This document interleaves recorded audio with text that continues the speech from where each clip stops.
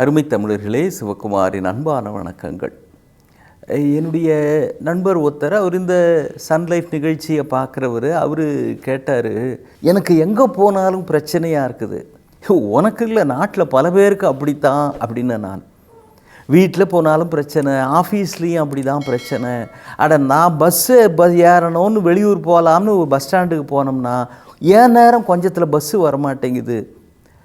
எதிர் சைடில் பஸ்ஸாக போய்கிட்டு இருக்குது, ஆனால் நான் போக வேண்டிய பஸ்ஸு வரமாட்டேங்குது. ட்ரெயின் பிடிக்கலாம்னு நான் போனால் அன்றைக்கின்னு பார்த்து ட்ரெயின் லேட்டாக வருது. எது எல்லாமே பிரச்சனையாக இருக்குது, என்ன செய்கிறது? இதுக்கு ஏதாவது ஒரு தீர்வு சொல்ல முடியுமா? இதே மாதிரியே வருங்காலத்துலேயும் இருக்குமோன்னு பயமாக இருக்குது. ஏன்னா வீட்டில் பிள்ளை குட்டிங்கள்லாம் இருக்குது, அதுங்க படிக்கணும், வளரணும், கல்யாணம் பண்ணணும், எவ்வளவோ இருக்குது. நாளைக்கு அதுங்களுடைய எதிர்காலத்தை நினச்சா எனக்கு ரொம்ப கவலையாக இருக்குது அப்படின்னார்.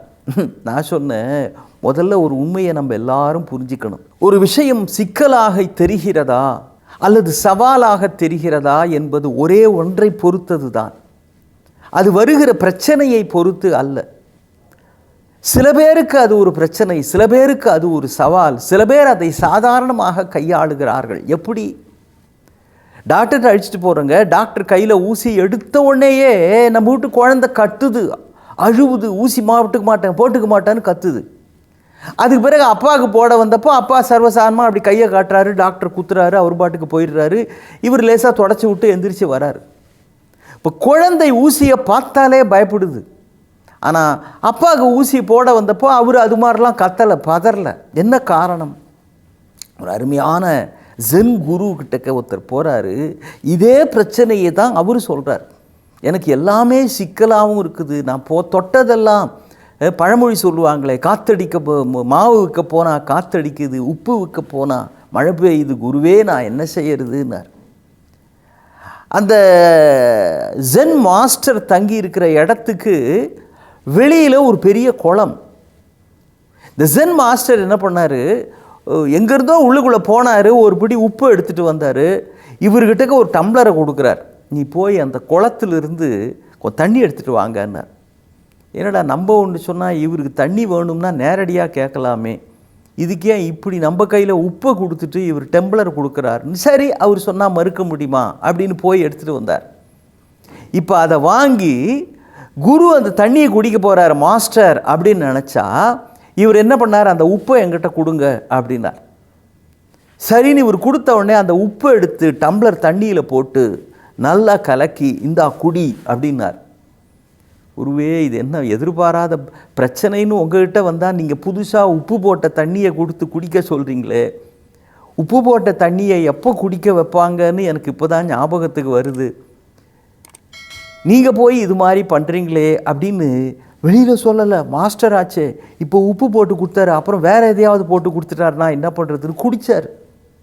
உப்பு தெரியுதா அப்படின்னா, உப்பு தான் தெரியுது மாஸ்டர், என்னை உப்பு தண்ணியை என்னை குடிக்க வச்சுட்டீங்க, நியாயமான்னு.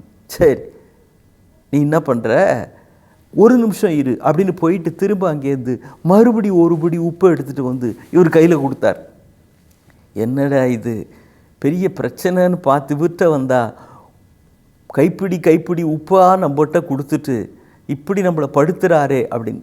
அவர் சிரிச்சுக்கிட்டே சொன்னார், நேராக போ, நீ எந்த குளத்தில் இந்த டம்ளரில் தண்ணி கொண்டு வந்தியோ அதே குளத்தில் இப்போ இந்த உப்பை தூக்கி போட்டுருன்னு. குருவே, என்னை வச்சு காமெடி எதுவும் பண்ணலையே அப்படின்னு இவர் மனசுக்குள்ளே நினச்சிக்கிட்டு நேராக போனார். அந்த குளத்தில் உப்பை தூக்கி அந்த குளத்தில் விட்டு எரிஞ்சார். இதுக்கு பிறகு அந்த மாஸ்டர் என்ன பண்ணார், இப்போ போய் ஒரு டம்ளர் தண்ணி எடுத்துகிட்டு வான்னார். அவர் எடுத்துகிட்டு வந்தார். இப்போ குடி அப்படின்னார். இவர் குடித்தார். அப்போ ஒரே உப்பு கரிக்குது அப்படின்னு சொன்னியே, இப்போ குடிச்சியே ஒரு டம்ளர் தண்ணி, அது உப்பு கரிக்குதான்? இல்லையே, அப்படியே தான் சாதாரணமாக இருக்குது, விஷயம் புரியுதா அப்படின்னார். புரியுது குருவே அப்படின்னு காலில் விழுந்து கும்பிட்டுட்டு எந்திரிச்சிட்டு வந்துட்டார். குடிக்கிற தண்ணீரினுடைய அளவு ஒரு குவளையில் இருக்கிற பொழுது அதிலே உப்பு வந்து விழுந்தால் குவளை தண்ணீர் முழுவதும் உப்பு கரிக்கிறது. ஆனால் குவளைக்கு பதிலாக தண்ணீர் இருக்கும் இடம் ஒரு பெரிய குளமாக மாறிவிட்டது என்றால் அதிலே வந்து விழுகிற ஒரு கைப்பிடி உப்பு கரைந்து போய் காணாமலேயே போய்விடுகிறது. அதனுடைய சுவை இப்பொழுது தெரிவதே இல்லை. பழையபடியே தான் தண்ணீர் இருக்கிறது. தண்ணீரில் எந்த மாற்றமும் இல்லை. அப்போ வந்து விழுகிற உப்பினால் உப்பு வந்து விழுவதை தவிர்க்க முடியாது. ஆனால் எதிலே வந்து அந்த தண்ணீர் வைக்கப்படுகிறதோ அதனுடைய அளவு பெரிதாகிற பொழுது உப்பு வந்து விழுந்தாலும் கூட கரிப்பது இல்லை. இந்த குரு அதைத்தான் சொல்கிறார். இந்த மாஸ்டர் அருமையான ஒரு விஷயத்தை, வாழ்க்கையில் சிக்கல்கள், பிரச்சனைகள், சவால்கள் இதெல்லாம் வந்துக்கிட்டே தான்ப்பா இருக்கும். யாரோ ஒரு மாஸ்டரோ நீ ஏதோ ஒரு சொல்யூஷன் தேடி வந்தப்போ உனக்கு உப்பு கொடுத்தாரே, அதே மாதிரி வாழ்க்கை அப்படிங்கிற மாஸ்டர் உனக்கு ஏதாவது ஒரு சவால், ஏதாவது ஒரு சிக்கலை கைப்பிடி உப்பு மாறி காலம் தந்து கொண்டே தான் இருக்கும்.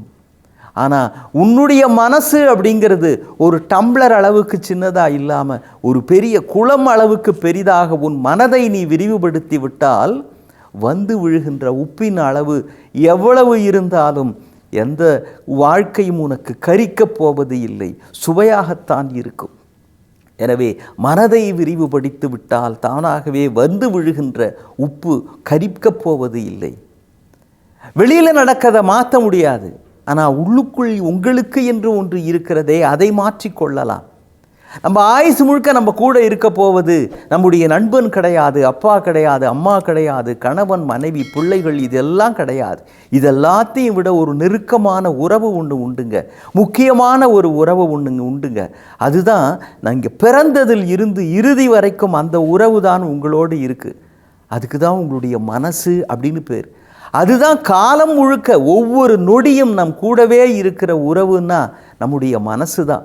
அந்த மனதை பக்குவப்படுத்தி விட்டால், மனதை விசாலப்படுத்தி விட்டால், உப்பு என்ன எது வந்து விழுந்தாலும் உங்களுடைய மனதினுடைய அளவு விரிவடைந்து விட்டால் வந்து விழுவதனுடைய சுவை கரிப்பாக இருந்தாலும் கசப்பாக இருந்தாலும் உங்களை எந்த வகையிலும் பாதிக்காது. இந்த நாள் மட்டுமல்ல, எந்த நாளும் மாற்றம் இல்லாமல், சலனங்கள் இல்லாமல் சந்தோஷமாக அமைதியாக இருக்கும். மீண்டும் சந்திப்போம். வணக்கம்.